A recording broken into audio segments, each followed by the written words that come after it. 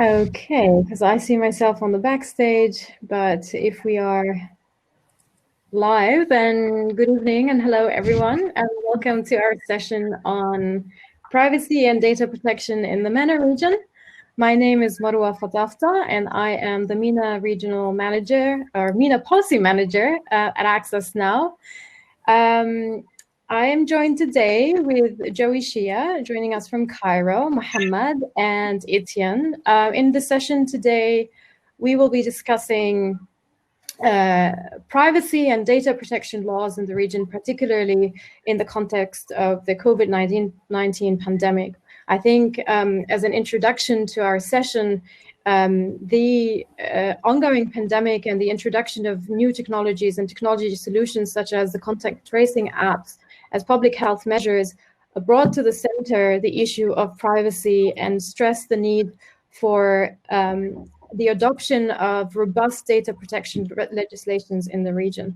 So in this session, we will discuss data protection laws in the Gulf, Lebanon, and Tunisia. We will also assess the contact tracing apps from a technical perspective.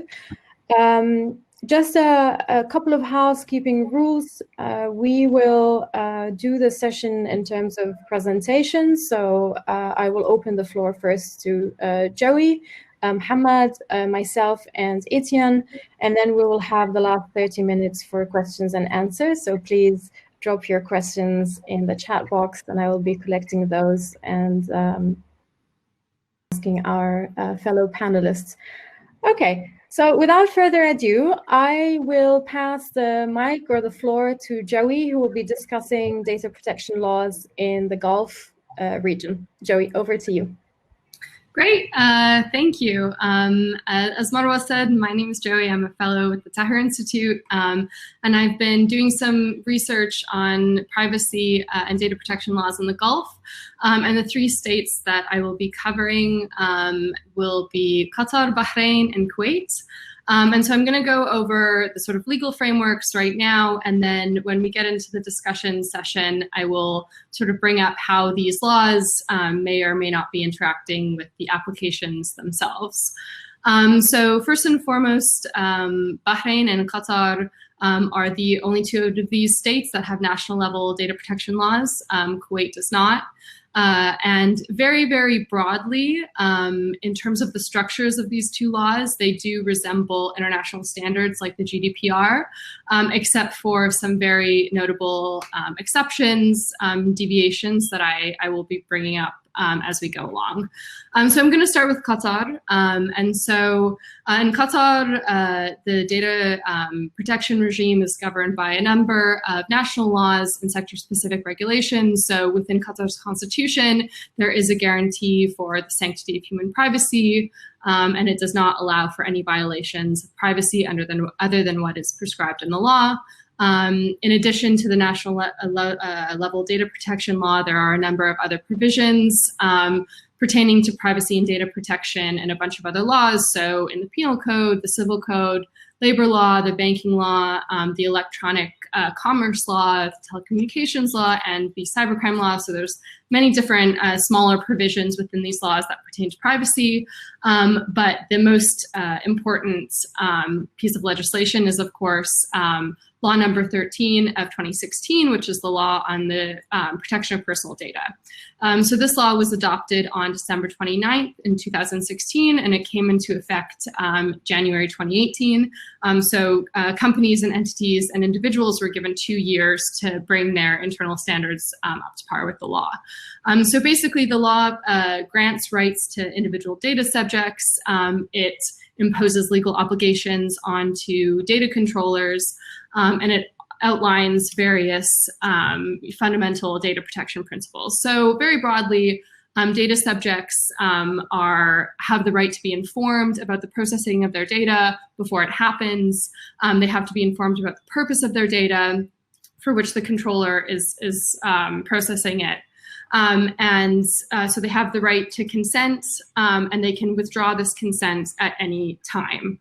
And they must be, like I said, informed about what the reason is for the processing of their data, and they can object, they can access their data, they can correct their data, and they also have the right to receive a copy of it. And they can, and it states in the law that controllers are obligated to grant them access, and access must be granted for a fee that does not exceed the cost for which it takes to actually access the data.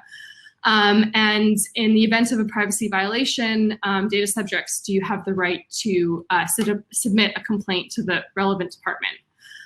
So those are very broadly the rights that are awarded to data subjects under this law. There are, of course, the same parallel legal obligations imposed onto data controllers, so they must provide notice to their data subjects.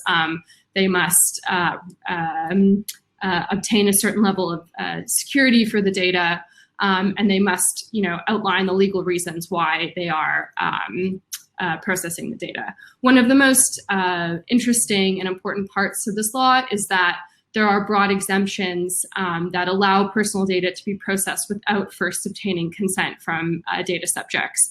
And so these exceptions, they're outlined in Article 18, and they are basically if a processor is processing on the basis of protecting national and public security, protecting the international relations of the state, protecting the economic or financial interests of the state, or preventing criminal offenses, they don't need to obtain consent first from the data subject. And of course, in terms of criminal investigations, this is a fairly normal exemption, but it's quite far-reaching exemption for any sort of national public security, international relations of the state. So that's an important deviation from international standards like the GDPR in regard to data processing. So, similarly in Bahrain, they have, like I mentioned previously, their own national level data protection law. This law was passed in 2018, and again, the Bahraini constitution guarantees the privacy of the individual, and there's a number of other provisions related to privacy and data protection and a number of other laws. And so, yeah, this law was passed in 2018. It came into effect in 2019. So basically at this point, all legal persons and entities in Bahrain must be in compliance with the law. The law did establish a data protection authority, except this body still has yet to be created. Last year, a decree was issued which designated the Ministry of Justice as the data protection authority. And still, even with that decree, there hasn't been a separate budget that has been allocated to the Ministry of Justice for their data protection authority role. So yeah, those resources haven't quite come to fruition yet. And again, in terms of the sort of very broad data protection principles within this law, it assigns specific responsibilities to controllers and rights to data subjects. And so very similarly to the Qatari law, data subjects have the right to be informed about the processing of their data. The consent must be given to data controllers in a very clear, concise way, and consent is required as the legal basis to process data or another legal basis, and it's not defined what those other legal basis may be. Again, subjects have the right to withdraw this consent, and individuals have the right to object for the use of their data for marketing purposes. Again, they can access their data with no charge, and they have the right to correct it, to block other people's access to it, and to delete their own data. And similarly, there are parallel legal obligations put on data controllers and processors, the same sort of rights that are awarded to data subjects, the parallel responsibilities. And in addition to that, there are specific security requirements placed upon controllers, so they must provide an adequate level of technical and organizational security.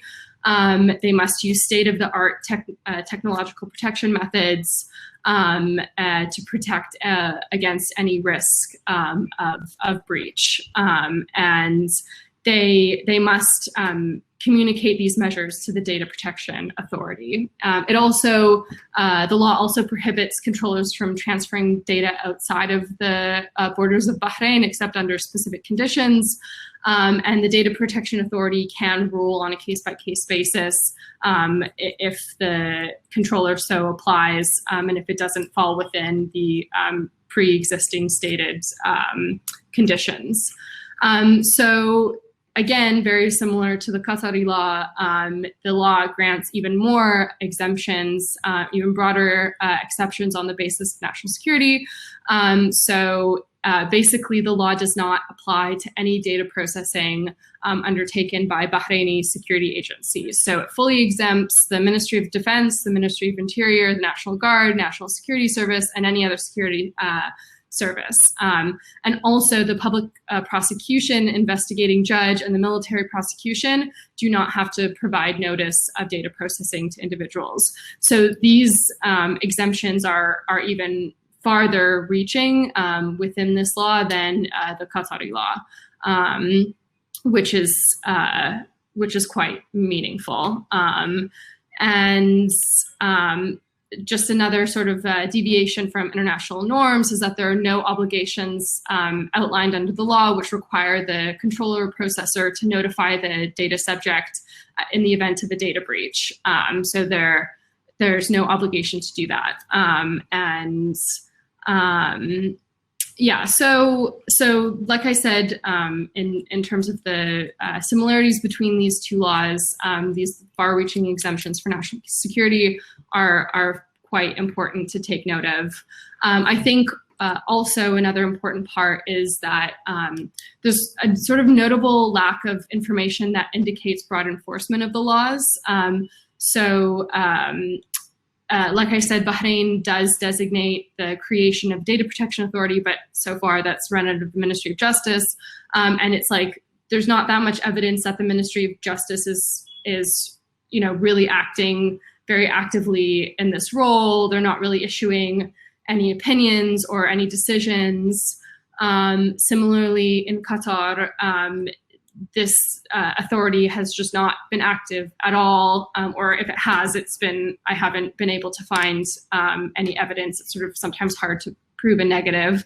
And similarly, there's also a very notable lack of evidence that any people or entities have used the law to submit complaints or take other entities to court or sort of seek remedies through these laws. And so, this absence of any significant evidence of enforcement sort of brings up a question of, do these laws just kind of exist on paper only, or, are they being enforced under the table, kind of what's going on? So I guess in terms of the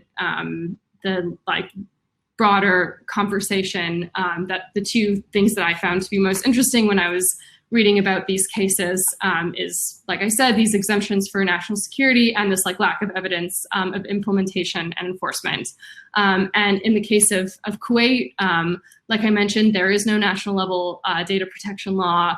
Perhaps it's coming down the line, but there's no regulations whatsoever governing privacy and data protection in this country. I think that's quite meaningful when you have the Ministry of Health or various the Ministry of the Interior that are developing applications that are mandatory and are being used by the population in its entirety. And similarly in Qatar and Bahrain, when you have these very large, wide-sweeping exemptions for security authorities and you have these mandatory apps, I think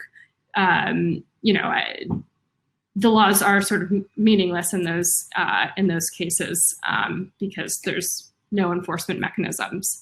So yeah, that's in a nutshell the very broad strokes of the legal framework of these 3 states. And I guess in the discussion, we can discuss in more detail how the contact tracing apps would interact with these legal standards.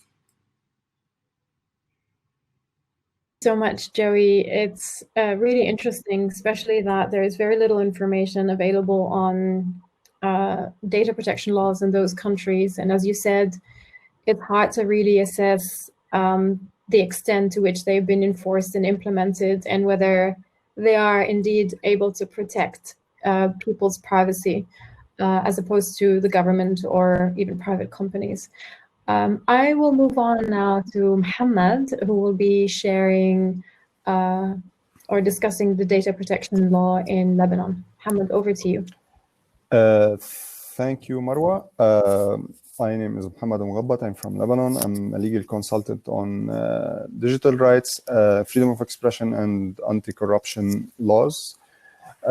So what I'm going to talk about today is the law that regulates processing personal data, and the application that the Ministry of Public Health have launched to for tracing COVID-19 cases. So whenever I'm talking about this law that regulates processing personal data, I try to find the positive aspects of the law, but then I read its title, which is e-transactions and personal data law. And this combination between e-transactions, which directly takes us to commercial purposes and for-profit organizations or companies, is a bit difficult for me from a digital rights perspective to understand why they are combining it with processing personal data, because processing personal data is supposed to be under the right to own your personal data and not get these rights infringed. But in Lebanon, for example, they started working on this e-transactions law in 2004. And then, after 2012, before the GDPR in the EU, they had a different regulation, and then they started the discussion on adopting a new comprehensive regulation that was the GDPR later. So this discussion was raised all over the world. So they decided in the Lebanese parliament that, okay, we're working on e-transactions. Personal data is supposed to be somehow related to e-transactions. Let us combine them in one law. So this shows that the approach to regulate processing personal data is an approach that can be questioned, and shows the lack of interest from the Lebanese authorities or the government to respect processing of personal data. So that's for the title. When we go through the law, we have 2 problems. The first is that Joey was talking about data protection authorities, for example. In Lebanon, we don't have such authority. So the law comes and concentrates this power in the executive branch, and mainly in the Ministry of Economy and Trade, whenever we're talking about processing the data. But with some exceptions, when we're talking about something related to, for example, security, internal security, defense, then you have to go to the Ministry of Defense and the Ministry of Interior. When you were talking about processing data related to health, genetic identity, etc., you have to go to the Ministry of Health, of Public Health. So concentrating this authority in the executive branch and not having a data protection also raises a lot of questions on the independence of these decisions. How are the licenses or permissions to process data is given, and what are the criteria? So if we go further in the law, we see that there is no explicit criteria on how the Ministry of Economy will be giving these licenses. So they say you have to submit your request to the Ministry of Economy, and the Ministry of Economy will take note of this and give you the license, but they don't specify on what basis the Ministry of Economy will give you this license. So it's completely on their sole discretion and their competence to give you this license. after the law was adopted in 2018, and I forgot to make this story, from 2004 until 2018, until they adopted the law. So after they adopted it, and civil society organizations in Lebanon, they were like, I was shocked when I read the law, and every time I read it, I'm shocked of what it have. So the parliament started another discussion for a draft law or draft amendment to the law, but still, they've been doing this now for 2 years, and there's no sign that they will be adopting a new amendment that goes in line with the best practices or international standards.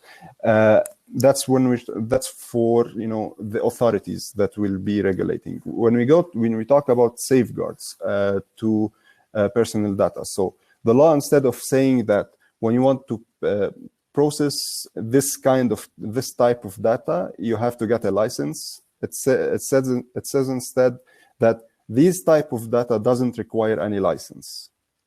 So, and Article 95, if I remember correctly, says that those in academic institutions, students, and the personnel at these institutions, and some other exceptions, you don't even require a license to process their data. So this is a huge problem, because also you don't have to notify these people that their data is being processed.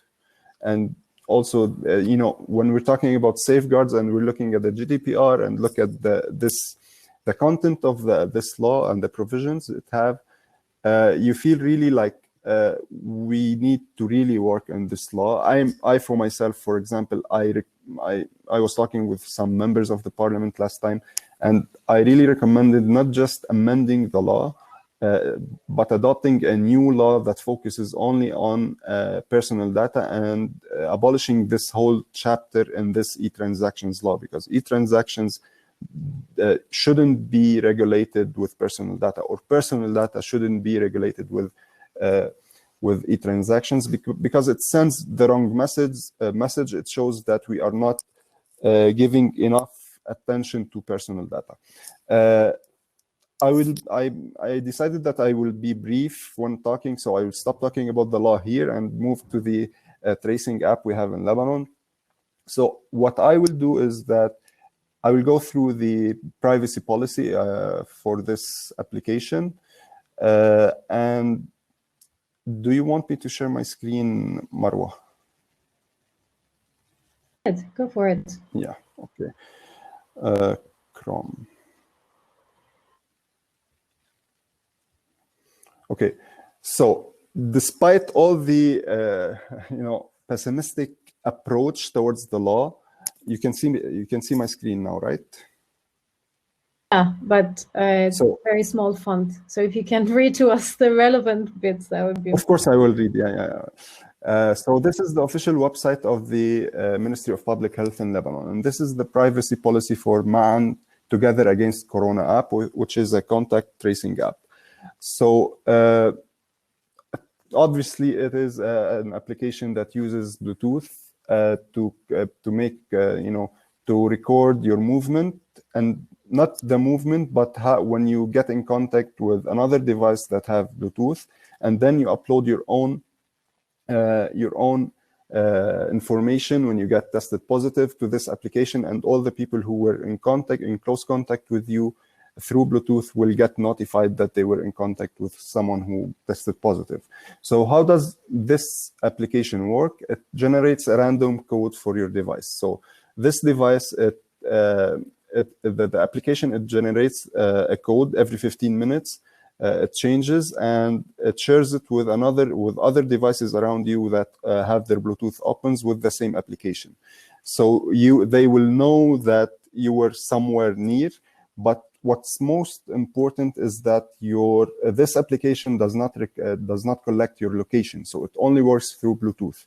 And this is a huge step, in my opinion, for the Ministry of Health, because they were really aware of the challenges that faces privacy and processing data. So they excluded collecting your location, so they don't know where you are. They just collect a very small amount of your data, which is your mobile phone with your permission. And through they send you an OTP, and this OTP you use it to register your number, but they don't know your name and they don't collect anything else. And when a user tests positive, the Ministry of Health will send them a notification or try to call them and ask them to upload their data, because they won't be doing this on their own because they need your consent. So they made it that you will go and upload your data to the application, and then it goes to the server, and the server then encrypts this data and where it's coming from, and then sends it to other users and gives them the notification that they have been in contact with a person who tested positive. When you use Ma'an, you get an encrypted user ID, a random and temporary codes generated by the server, the Bluetooth signal, the date and time of the contact. So when you're around someone who has a device and you've been in contact with them, they just record the time and the date. They don't record your location. And this information is automatically deleted after 21 days. So you don't have to worry if they will be storing this data for like forever. I'm trying to move fast, but I can answer any questions about it later. So what information is stored at the Ministry of Health servers? They get your registration information, date and time with your phone number, mobile number, information about your encrypted user ID, your contact data, and by contact data, they don't mean here your contact details, but your contact when did you contact someone else with this application. The periods of exposure, how long have you been exposed to this person who tested positive, and contacts a status of contacts at risk of contamination. So when someone tests positive and send this data to the application, to the server, and the server redistributes this information to know who contacted this person before, they will have like a small tab on your encrypted ID that this contact is at risk of contamination. The device model and app version are anonymized. The date of the last interaction with the central server also will be recorded. So the controller is the data controller of this application is the ministry, and they are the sole entity that is responsible for processing and protecting the data collected. And this is one of the most important things in this app, that it's not obligatory for you to be on this app. It's only voluntary. If you feel like you want to be using this app, you want to be, take your social responsibility into hands and register through this app, you will be on it. Otherwise, you're not obliged to do so. How the personal information will be stored is that they use the Firebase Google Cloud servers, and then they decrypt and send this data to Amazon Web Services service using a secure socket layer connection. How will personal information be used and disclosed? They will only use it to inform or enable their health officials at the ministry to perform contact tracing, so they know where this person who tested positive on the app is he or she, and they don't have their location, as we said. So they will call you and tell you and will follow up with you to be isolated or to take or perform a PCR test. They don't use the data stored on your phone, or they use it to notify other users only, or that they have been in contact with you. They will not disclose the personal information for any purpose, and they don't have the personal information. They only have your mobile number. They will also receive de-identified analytical data. This is like standard from apps, the App Store and Google Play, on how many times the application was downloaded, the time it was used, and the deletions. This is also one when we talk about the right to be forgotten. You can get your data deleted at any time, although it will be deleted after 21 days. And if you just delete the application, they will delete the data they have on you.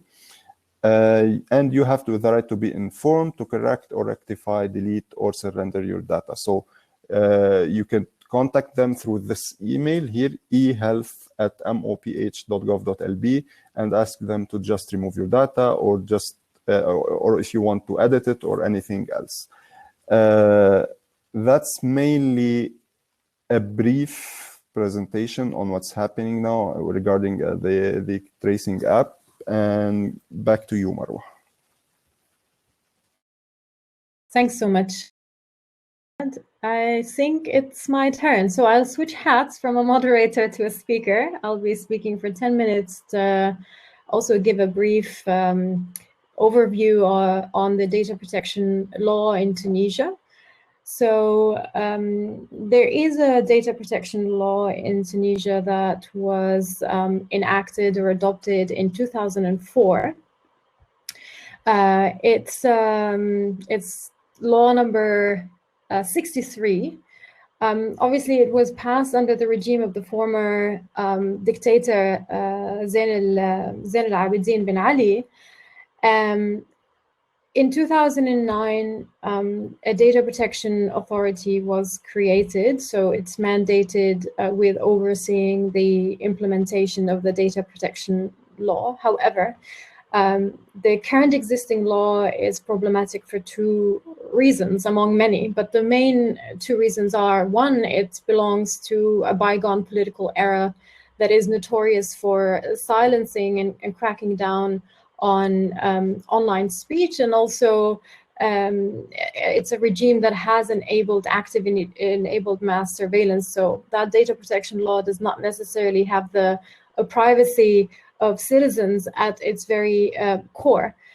The second major problem with the law is that it is basically outdated. It's passed in 2004, so way before the spread use of social media platforms, data brokers, private companies that are harvesting and trading and selling personal data. So that law, in a way, is unable to provide robust privacy safeguards to internet users in Tunisia.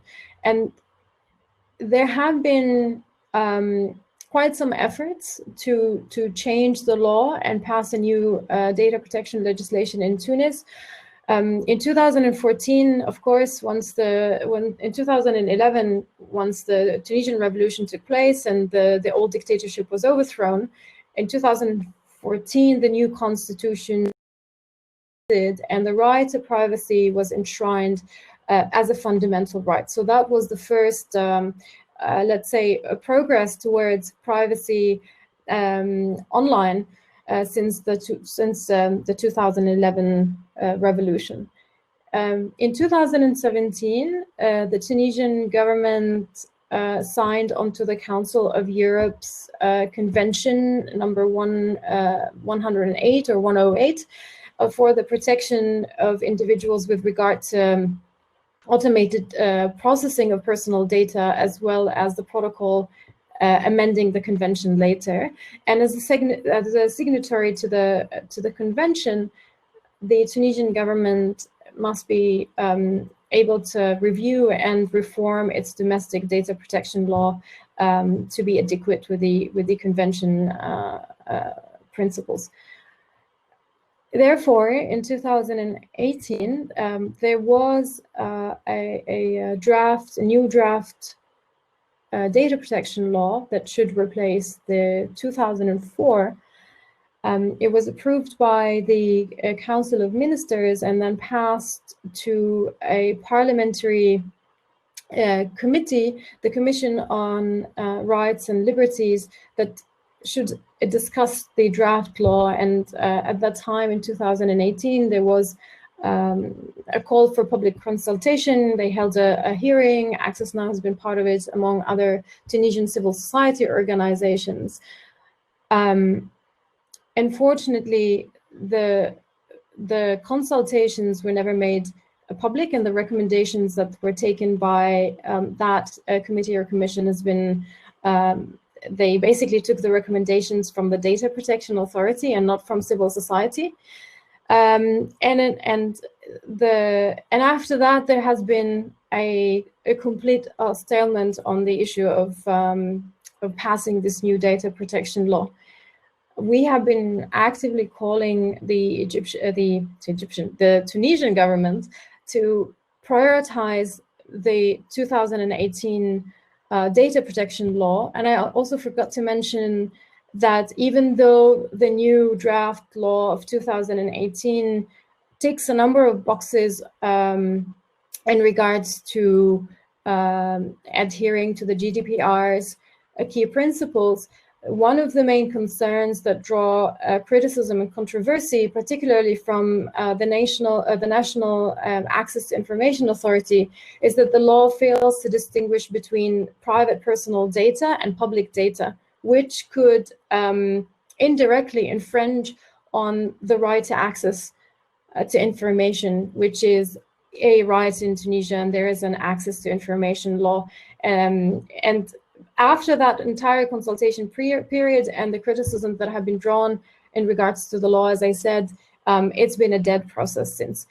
Unfortunately, if we look at the Tunisian parliament at the moment and what they are prioritizing in their second session coming back in October, the legislations that were tabled to pass were laws that would further infringe on people's fundamental rights, particularly the right to freedom of expression. There was a draft law that would provide protection to security services and the police, and a second law that relates to the regulation of audiovisual communications that would potentially rip the national body responsible in Tunisia for regulating audiovisual communications of its ability to regulate the media landscape or the broadcasting landscape, to be specific. So these laws are not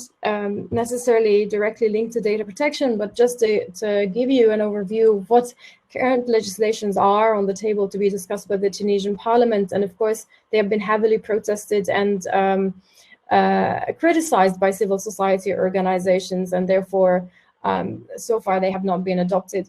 And so we are continuing to call for the Tunisian government to prioritize the adoption of a new data protection legislation that replaces the old outdated one. Now, in regards to the contact tracing app, in Tunisia, it's pretty much similar to other countries in the region and also across the world, whereby at the onset of or the outbreak of the COVID-19 pandemic, the government of Tunisia adopted a number of new technologies as a public health and safety measure in order to stop the transmission of the virus. So, for example, the Ministry of Interior deployed robots on the streets of Tunis, the capital, in order to monitor whether citizens are adhering or complying with the social distancing rule, or even, I think, back in the first wave of the COVID-19, there was a total lockdown and curfew in Tunis. So robots were able to, or were deployed on the streets to monitor citizens. Even there was a funny clip circulating online of a robot trying to speak with someone who's out on the street to buy a pack of cigarettes. The government also tried to use drones, although there isn't much information available on that. And of course, later I believe in June, the Ministry of Health announced that it's launching a contact tracing app called Ihmi. The app uses Bluetooth technology, so it doesn't use GPS or geolocation tracking. It's voluntary, so it's not mandatory, which is a good thing, but it's a closed source. So in order for us to understand how this app would potentially infringe or violate people's privacy online, what kind of data it collects from users, where does it store it, is it a centralized or decentralized database, and so on. We've reached out to the startup company. It's a Tunisian startup company that have been in touch with the Ministry of Health in order to ask those questions. And simultaneously, we also submitted a request or an access to information request to the Ministry of Health, asking them about two specific things. One, about their consultation with the Data Protection Authority, because when they launched the app, of course, they mentioned, or they publicly stated that the app was there was a consultation with the Data Protection Authority, and then the app, should respect people's privacy, and everything is good and as in order. So we've asked for that consultation between the ministry and the Data Protection Authority. We've also asked for the contract between the company and the ministry. And unfortunately, 20 days past the date of submission, which is the legal period by which the authorities should respond to access to information requests, our original ask and a follow-up reminder has been dismissed by the authorities, which is unfortunate. But then again, it really highlights the importance of calling out governments and the importance for adopting data protection laws, especially in a context where those new technologies are being deployed without public consultation, neither with users nor with civil society organizations. There is very little transparency about how they are designed and for what purposes, let alone their architecture and how they collect data, where they store them, data retention, and so on and so forth. So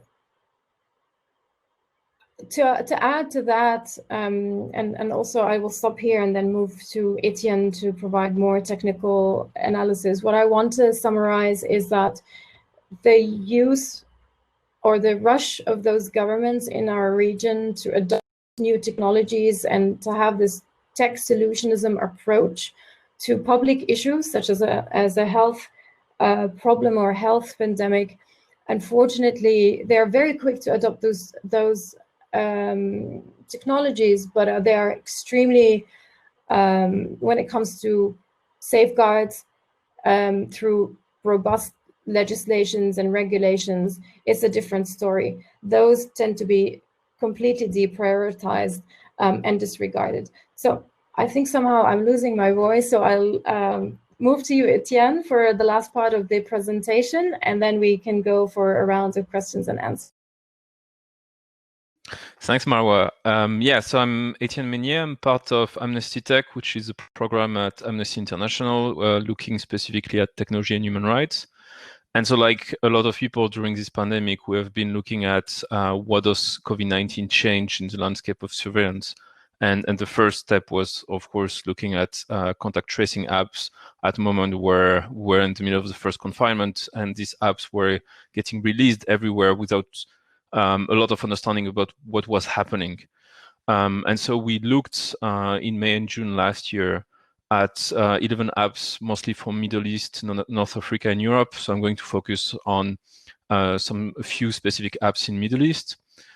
And we found a few things. So first, the analysis we did was partially looking at through a technical analysis of what the apps were really doing, and in a lot of cases comparing that also with what the apps were supposed to do. And depending on the countries, we look with Mohammad about the description of the app in Lebanon, but some countries had a very precise description, some countries have way less description. So in those cases, we try to confirm that.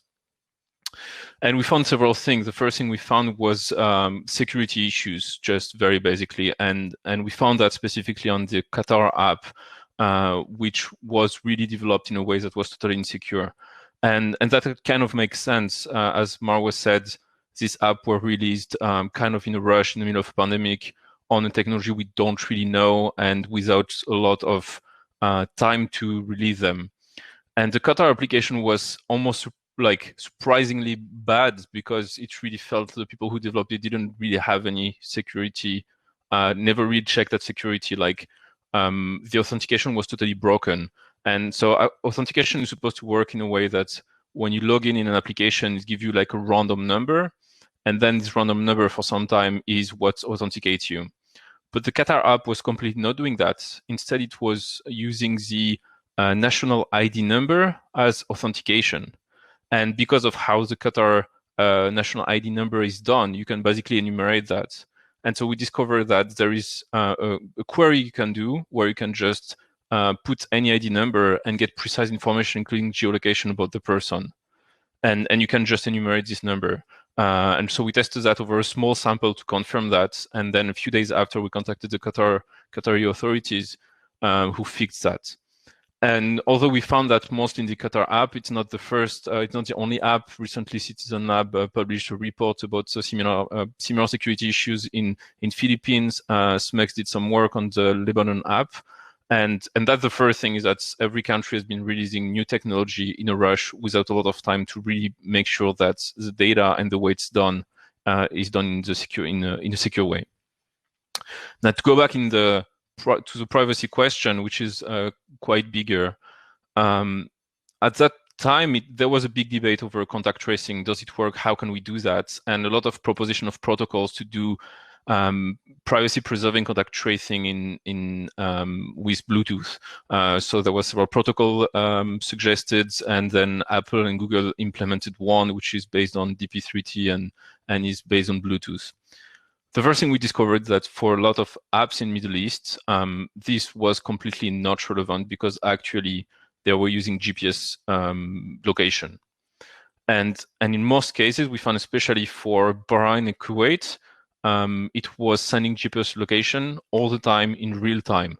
So whether you are infected or not, whether you are supposed to quarantine or not, just your geolocation is sent to a central database. And that for us is just like from scratch completely broken. It's just like so infringing on privacy. And it's something that would have never accepted out of a crisis, to have this app in your pocket that's just sending your geolocation all the time. So we definitely, I will share the reports and link to the technical description after in the chat, but we basically first released reports on this country saying that was not possible. It was also the case in Norway. But also several countries, so Qatar and Kuwait were also using GPS, but with Bluetooth, but also some countries started to use Bluetooth, like Tunisia. And in that case, the way it was done also, so it's already way better because you do not have the geolocation, so it's less invasive. But what we found was even the way it was done was not really preserving privacy, because how it works is that your phone is sending a beacon, basically an information in Bluetooth all the time, and the phone nearby just catch that. And so a lot of protocols have been developed in a way that you do not know who is the other person. Like if you're in public transport, you have no way to know that, but also the information that is sent to the central server is very limited. And in that case, the problem was, especially like in Tunisia, for instance, you cannot know who is the person sending the beacon, but then the information is sent to a central server, and the central server has information about who this person is and their phone number. And so even the screenshots that was published about description of the app would clearly show this person has a connection with this person with their phone number. And so you do not have the GPS location of the person, but there is central database that is mapping connection between people. And we know from metadata and like police investigations in a lot of countries how much metadata and connection between people can be abused to track a lot of activities of people. And so even with Bluetooth, there are a wide range of solutions that go from very problematic for privacy to way more protecting privacy, depending on how much data is shared with the central server. So yeah, I will share that. We've done this technical analysis. Clearly, COVID-19 has opened the door to so much surveillance that would have been completely impossible without it. Contact tracing is definitely one of this technology, and there's been a lot of work in a lot of countries to try to push back against that. And there is definitely more work to be done on that, and overall on like trying to understand better the landscape about the threats and the privacy issue due to contact tracing. So yeah, it's great to be part of this panel, and let me share the two reports in the chat, and I think we can take some questions. So much, Etienne. I think we can now jump into questions and answers, unless any of the speakers wants to add to their presentations, any points that you would like to further discuss. Okay, so Mohammad, you raised your hand first, but you know what? I will be gender biased and give the floor to Joey. Thank you. No, I wanted to just add some details now that Etienne has sort of talked about more in detail some of the technical specifications of these apps.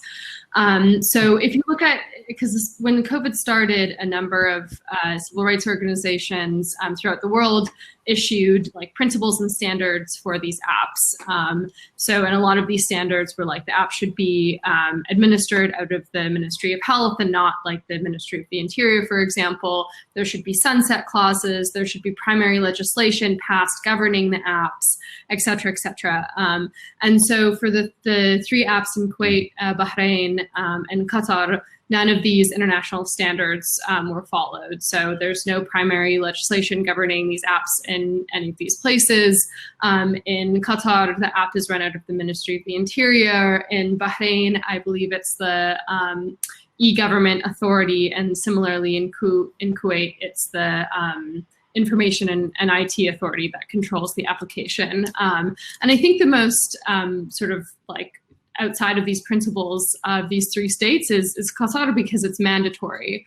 And this has really altered, from the folks that I spoke to, life there. So you can't enter a shopping mall, you can't go to work, you can't really participate in life whatsoever unless you have this app, because it's mandatory in terms of the law, but also you need to have the app to physically enter most places. So there's huge concerns over equity and discrimination. So for example, if you're a foreign worker and if your phone doesn't have the capabilities that are good enough to handle the app, if you don't have a smartphone, then that basically excludes you from huge portions of society. Similarly in Bahrain and Qatar, it's not mandatory, but a lot of establishments will sort of formally like require the app if you want to go to a mall, if you want to go to a park. So there's like interesting and important concerns over equity and discrimination, particularly of vulnerable groups. As Etienne mentioned, all of these three apps use GPS.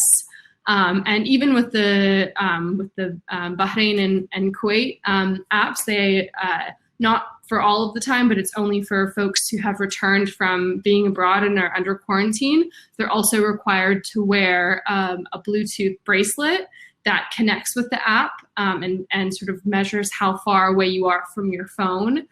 So this isn't even like further egregious, violation of privacy, particularly in states that have, weak data protection because of these large exemptions on the basis of national security.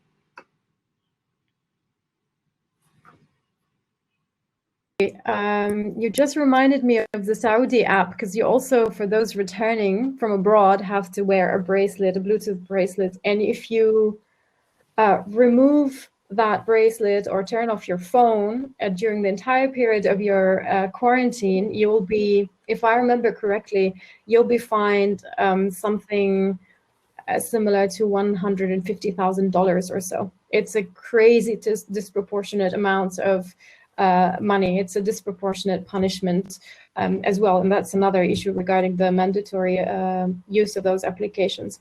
Mohammad, I will give you the mic now. I just wanted to add a quick comment, because maybe I forgot to talk about it.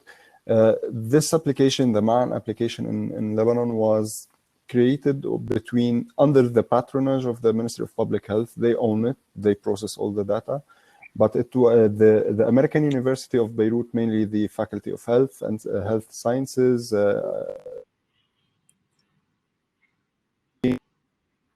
the arts, they combined their efforts and helped the ministry to create this application. And from what I know, this is to follow up on what Mohammed Najm said in the comments, that they received the recommendations as SMECs in a good way. From what I know is that the ministry now is creating an advisory board, which will be combined of experts. They will include people from civil society, and it will have a mandate for 2 years. And this advisory board will be will have the jurisdiction not to take any executive decisions, but to issue reports, draft reports on the application itself, and how to develop the privacy policy and how to develop the functioning of the application. And if I'm correct, it's not confirmed yet. It will be headed by an expert from civil society organizations and not from someone from the ministry. Let's hope they choose the right people. So, yeah, this is a legal safeguard. Thank you, Mohammed. Thanks. Okay, so we have a couple of questions. Let me scroll up. We have one question from Rima. I guess that's to you, Etienne. She says, I noticed some of the COVID-19 apps in the region mention when the user data is auto-deleted for users who are not infected, but they don't mention a data retention policy for users who were infected and whose data was transferred to health units. And the question is, what are the best practices for data retention of data of infected patients already transferred by the app? I guess that's a question not for everybody who would like to answer, actually. Yeah, technically, and I think there is another question by Rima after. We had in some cases that the analysis we could do was just based on what the application is sending to the server. So we cannot control. So for instance, the application is sending data and then the server is deleting it or anonymizing it. We have no way of knowing that. So we have kind of taken some documents, if we could confirm what was on the server side, like in the Tunisia case. But yeah, it's hard to know exactly what's happening, and that's where it's way more like a policy and a legal question, and making sure that the law is correctly applied at the protection law. So than really a technical question there. Thank you. Yeah, so if I can follow up with a second question from Rima regarding the Tunisian app, Etienne. She says that according to the tech presentation of the app, they say that user data is anonymized and encrypted when sent and stored in the servers. Were you able to review if that is actually true? So no, we do not have access to the server and we don't know what's happening. I mean, the question with especially encryption is that it's encrypted for who, and in a lot of cases the data is encrypted except for the people who run the application because they have access to it. And for anonymization is the same. But that said, we found in the description of the app there was a clear screenshot of the server side that would show that there was connection and link between people made through the app, linked with the phone number. And so if you have the phone number and the connection between accounts, okay, you can say that maybe you cannot find who is person based on phone number, but it's hard to say that it was anonymous. Thank you. There's a question from. There's a question. What will we do with all these apps after the summer? You mean summer 2021? Do you think they might adopt it for other kinds of issues? Yeah. I was writing. Go, Joey. No, I think that's a really, really important question. And I think that's why all of these standards that were released by various NGOs, you know, the ACLU, made sure that, you know, there needs to be sunset clauses built into these applications.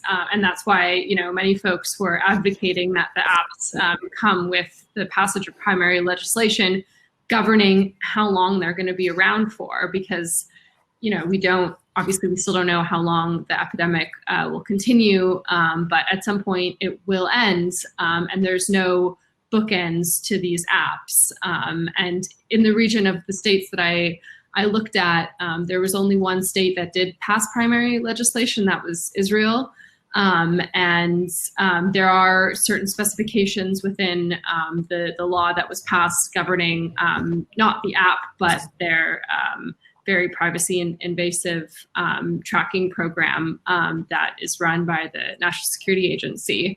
And so they do have to review and reassess and reestablish the existence of the program every few months based off of certain epidemiological conditions. But in terms of the region, that's the only sort of framework that is in place that has any meaningful sunset clause put on these applications. And other than that, no such policy or law or, you know, even privacy by design principle is implemented. Thanks, Joey. Mohammad, you wanted to add something? Yeah, I wanted to say that this is completely my personal analysis of what I'm reading and seeing in front of me. Like after you read the privacy policy of the application in Lebanon, you see that they say after the pandemic is over, they will delete all the remaining data that they have, because they don't keep all the data. They remove some of it after 21 days. But then again, when I knew about, and I read the TOR of the advisory board, and it says that they have a mandate for 2 years. You either think that they're too pessimistic, that they think the pandemic won't end before 2 years, or they will use the application for another thing. And if they are going to use the application for another, I don't know, maybe some other infectious diseases or something like that, it would be good, but with the same restrictions. That doesn't mean that they can do whatever they want with the application. They still have to enforce their civilized, or not civilized, a developed privacy policy that respects international standards and best practices. Thanks, Mohammad. My favorite fun part of this conversation in contact tracing apps is that actually there is no scientific evidence to date that these apps are efficient for the purpose they are deployed. So they are definitely not useful for answering or addressing a public health issue such as the global pandemic. And as Mohammad mentioned, not Mohammad Najm, Mohammad that we have on the panel, I think that it definitely, like, regardless whether those apps will disappear or will be used again, it fosters this culture of tech solutionism, and that the first measure that the governments can take is to develop an app, hoping that it somehow would solve problems exacerbated by existing political and economic conditions. Unfortunately, none of the countries in the MENA region have paid attention to the public health sector. I have not seen any lessons learned or investment in hospitals or in clinics, in test measures. All of that has been put aside, and the main focus has been, let's develop a shiny app, let's give it a super nice, safe name, Ihmi, Ma'an, I don't know, and then have that narrative that it's the citizens' duty to stop the spread of the pandemic is to download this app and feel safe because, hey, it will work and it will protect you. But obviously it allows, or already had allowed, for establishing an infrastructure of mass surveillance, as Etienne highlighted in his presentation, with the geolocation tracking and so on.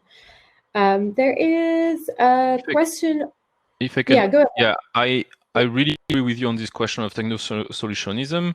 And I think one thing that happened is that both on like the computer side and on the medical side, we don't know how to do contact tracing and if apps can really have a part of that. And I really hope there will be a debate with transparency over the success of this app, which will be challenging in a lot of cases, and on the different models to know if really these apps have some impact. And we have balanced during the whole pandemic between these apps are going to save us, which is not true clearly, to these apps are useless, which is not really clear right now. So I really hope there will be time for scientific research and evidence-based research to have a scientific agreement on that, so that we get out of the pure techno-solutionism point of view. I agree. Yeah, 100%. Go ahead, Joey. Yeah, no, I just wanted to say there were a few scientific studies that were released at the beginning of the pandemic in March or April that sort of were exploring this question. And I think the sort of threshold of effectiveness in a society was at around 70%, like the app needs at minimum. So the app needed to be used properly by at least 70% of the population in order for it to be epidemiologically impactful, like even marginally so. And so obviously, from a privacy perspective, it's, we shouldn't make these applications mandatory. And when they are not mandatory, the public sort of speaks for itself. Most people don't download it. Most people don't want to use it, even if they are sort of implementing privacy by design principles. And even in cases, so for example, if we do look at Israel, because this program just everyone was automatically engaged in it because they just used the automatic tracking from individual cell phones. And there's a bit more, like relatively so, transparency. It hasn't really made that much of an impact in terms of contact tracing. The number of false positives is very, very high. There are so many examples of individuals getting text messages and they, were nowhere near infected people. And similarly, like the science says that these apps must be supported by traditional contact tracing. And so you can't just rely on the app itself. You have to have a very, very robust contact tracing, and that should, be your focus. That is the main program that is going to help you control the spread of the virus. And then this app, may be able to assist certain cases that are more difficult to find. But like, if a state is not investing in a public health infrastructure that can meaningfully conduct contact tracing on a national scale, then there's absolutely no benefit to having these apps at all. Agreed, and I think the WHO included that in their guidelines on the contact tracing apps, that it is a complementary solution, given, ensuring that the rest measurements, public health measurements, have been are in place, and then you could use this app as a complementary measure, but not as a. It's a means to an end. As a core measure. It's a means to an end. You use it to know that there's something that you should fix it. You isolate yourself or take the test or whatever, but it doesn't solve anything. It just facilitates the bigger plan of the bigger strategy for the government to counter this pandemic. Yeah, we have one more question. How are these apps deployed among refugee communities, especially in Lebanon, Jordan, and Turkey? Are there any additional features for ID verification or other actors such as UNHCR, etc., involved? And I would talk about Lebanon. As I said, they only require, using the app only requires your mobile phone. So if you're a refugee or a citizen or or a resident in the country, you could just use a mobile number to register in the app. And from what I know, also the UNHCR, they have their own plan and strategy to work with refugees and camps on countering the pandemic. So. Yeah, and to add to that on the issue of data protection, not necessarily contact tracing apps, as far as I know, I'm not aware of the use of contact tracing apps among refugee communities. However, we know that UNHCR and other international organizations like the World Food Programme are using are collecting biometric data of refugees, of Syrian refugees, and using scanning their iris to facilitate cash payments and buying groceries at supermarkets in Jordan. It might be the case in Lebanon as well, but in Jordan for sure. And unfortunately, we have tried at Accessnow to reach out to UNHCR and to World Food Programme specifically to ask them on issues related to consent. Are you asking refugees or informing them about the collection of biometric data, what that entails, where is it stored, the ramifications of that, and are you getting their consent before you are scanning their iris? Unfortunately, those organizations that should adhere to international law and ensure the protection of refugees' fundamental rights as a vulnerable community, they are not adhering to the basic principles of data protection, not on consent.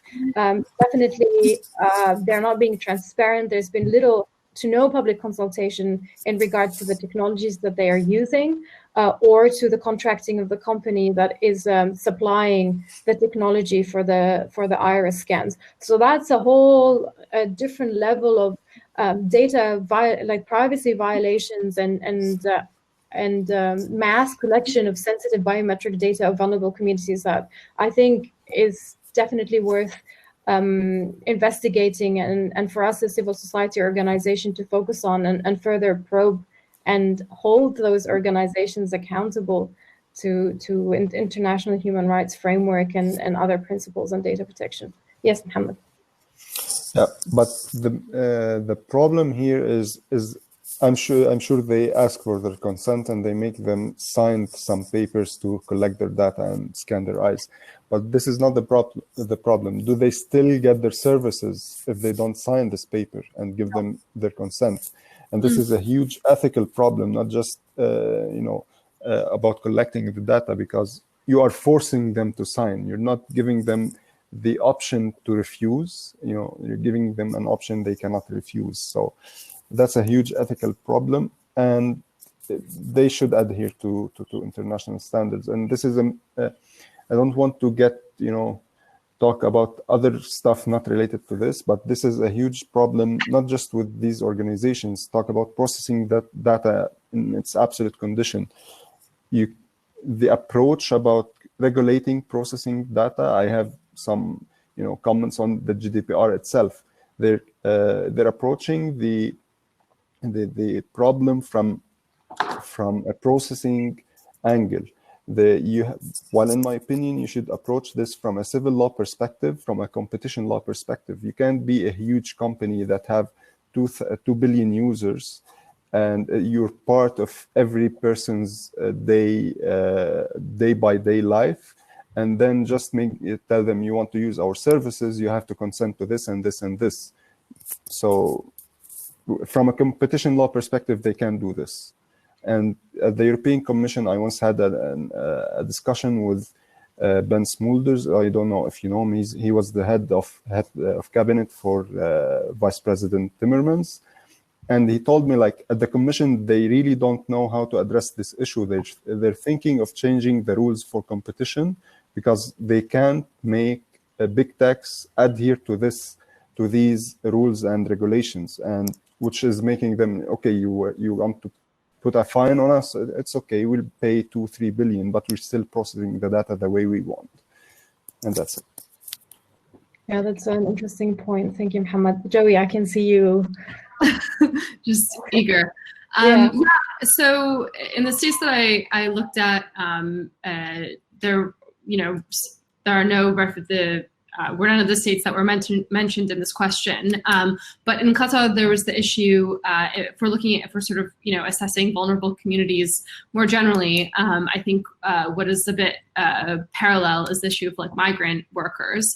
And of course, in Qatar, the app was mandatory. And a lot of these individuals, like I previously mentioned, they don't have smartphones. And, so like I said, even if they weren't at risk of getting a massive fine from the government, they still would not be able to access their workplace, basic services, any aspect of society without having a smartphone. So this imposed a huge huge cost on these migrant workers who are already very, very vulnerable financially, economically.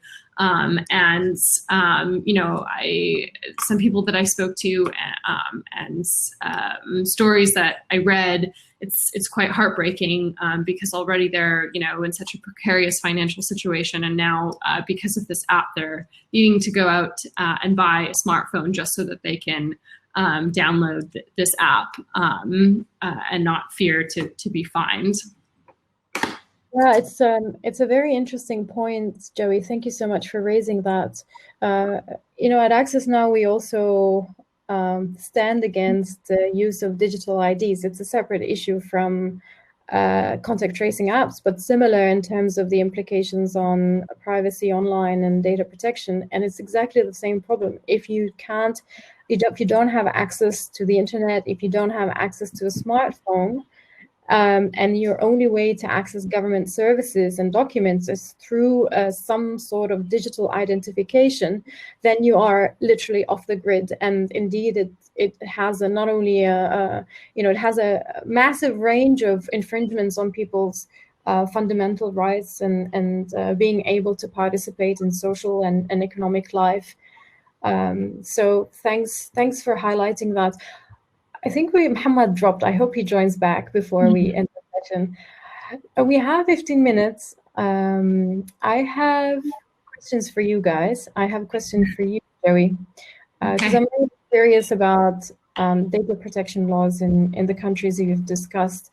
When we assess or look at data protection laws in the region and how they've developed and when, countries in the Gulf like Qatar and the UAE, for example, have been among the first to adopt data protection laws, particularly in their financial zones.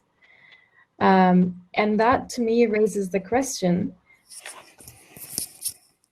I think from your understanding and analysis of those legal frameworks, these legislations were passed for ensuring there is a adequate investment or foreign investment atmosphere or environment versus ensuring that citizens and internet users have the right to protect their personal data and have access to remedy if their privacy is violated.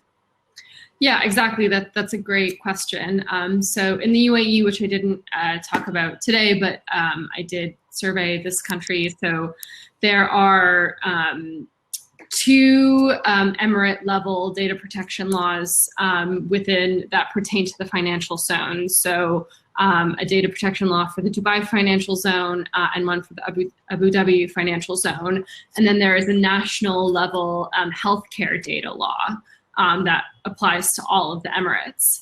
And that law is in itself quite interesting because it mandates the creation of a centralized database for healthcare data, and it mandates that all data be retained for at least 25 years since the time that the data was collected. And this is for healthcare data only, which is just a crazy amount of time that a law itself mandates data to be kept for. But in terms of the two free trade zone laws, you're exactly right. These two laws were passed way before most other laws in the region were passed, and they only pertain to entities established within these free trade zones. And there is not a federal level data protection law. So if you're an Emirati citizen, any American business, any European business that's established in either of these two free trade zones, their data is very, very well protected, and particularly the Dubai data protection law is very, very robust. It's very, very long. It really it actually came into effect this year, October of this year. The date was pushed back a little bit because of COVID. So it's a very, very up to date. But again, it only is relevant to business entities that are established in those zones and not to Emirati citizens or other residents or their personal data, which I think is quite telling, sort of about the state's priorities. Yeah, indeed. And the fact that there's very little information on the enforcement of the law, or whether there has been, for example, any judicial rulings regarding violations of citizens' privacy. I think it's a testament to the fact that the real purposes of these laws are not necessarily having the user at their center, at their heart. We have 10 minutes, so unless anyone from our community or audience would like to ask our fellow panelists, I have one question to Mohammad. So you mentioned in the contact tracing app that in case you want to have your data removed, I believe that was there's an email address, and you can request that your data, you can request to be forgotten, basically. Yeah. So it's right to be forgotten. Are you aware of has anyone applied and emailed them for such a request, or? I don't think so. Maybe someone from SMEX could answer that, because they usually do this. Curious whether this is something indeed that can be implemented, or they're just added that link for maybe you could test it. Yeah, I think Mohammad is hearing us, so please test it and let us know. Okay, so I think that brings us to the end of our session. I can give you guys one last round for final comments, if you wish to add them. No? Okay, well, thank you so much, Joey, Mohammad, Etienne, for this wonderful and very informative session. I thank everyone who's watching us and sticking with us at this hour. It's 8 p.m. here in Berlin. I believe it's 9 p.m. in Beirut. It's been a long day, but a very exciting one. Thank you so much, SMEX, and everyone for organizing this space. It's very, very important. I can't express how grateful I am for us to have it. I wish you a wonderful rest of the week, enjoying Bread&Net sessions. Take care, everyone. Thank you, guys. It was lovely being here. Bye-bye. Thanks, Marwa. Bye. Bye.